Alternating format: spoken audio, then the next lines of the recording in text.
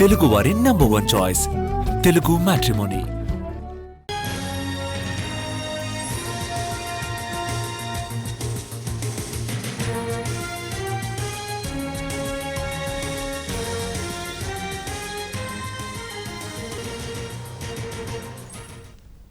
Nellore lady don Aruna దారుణాలు ఒక్కొక్కటిగా వెలుగు చూస్తున్నాయి. నిరుపేదలను సైతం వదలలేదు అరుణ.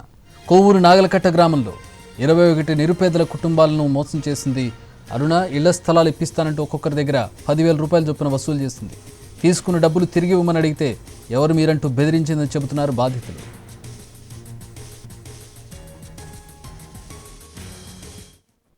మేడం వచ్చి ఇళ్ల స్థలాలు ఇప్పిస్తానని వచ్చి 21 మంది కాడ 10,000 అక్కడ తీసుకునింది.